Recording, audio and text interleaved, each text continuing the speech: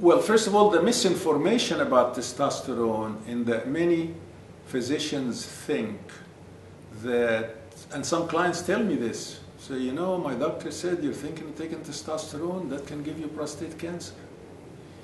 And of course, the truth about the connection with prostate cancer is this.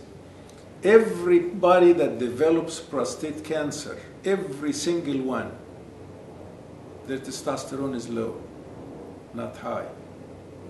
A corollary to this is, if high testosterone correlated with prostate cancer, then that should be the disease of 25-year-old men, when all their hormones, including testosterone, is the highest. No, it's unheard of in that age group, between 20 and 30. In fact, generally, prostate cancer is a cancer of old age. Although sometimes, I mean, I've picked up a couple that were in their mid-40s. Because one of the routine things we always do in men in the blood testing is to check for the prostate-specific antigen, blood test, the PSA. And if it's above a certain level, then I tell the person, you know, I cannot talk about hormones with you until you go see a urologist to clear you. Because sometimes when it is high, the PSA is high, it's only because of a little bit of an inflammation in the prostate. But I'm not the expert to make that determination, the urologist is. But then once in a while, God forbid, it turns out to be it's high because of a cancer.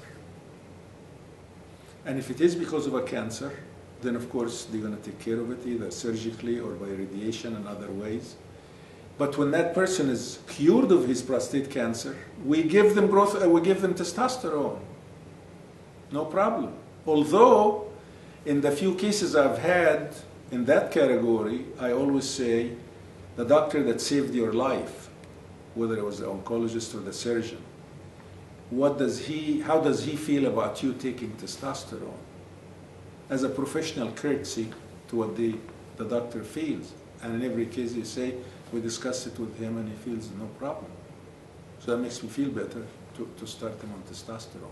And then of course on these cases, if it's a fresh case like they just cured it a year ago or something, we get PSA every 3 months. And of course they also, by definition, are seeing a urologist every once in a while to be checked and stuff. But if I'm actively taking care of them, then I make a point getting that PSA every 3 months on a routine basis, because I want to always see it very tiny. Because that's by definition means there is no activity in the prostate, that it's been already totally removed.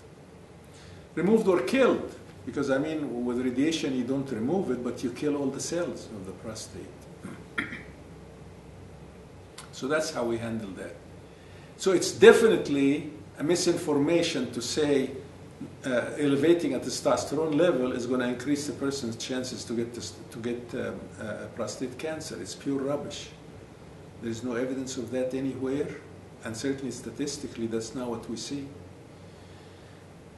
In addition to that, there is also new science, both from Europe and the United States, indicating that the prostate has an autoregulation within the gland. In other words, whether the testosterone level in the blood is high or low, the prostate will take the amount that it needs.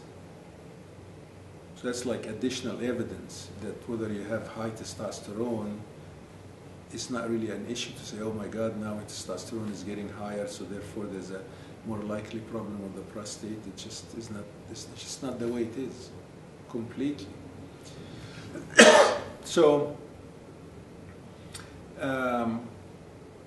we talked about acne, losing hair, getting more aggressive, having trouble falling asleep at night because the brain is still going, all the circuits are connecting and moving at a high speed. They're unable to decompress, so you can, fall asleep. Yeah, these are the the most common is acne.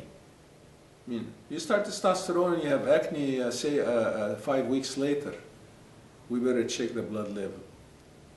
And very often it's a little higher than it should be. So then we reduce the dose. Of course, in general, when you start out, based on your experience, you try to give a dose that may end up being a little shy of the right dose.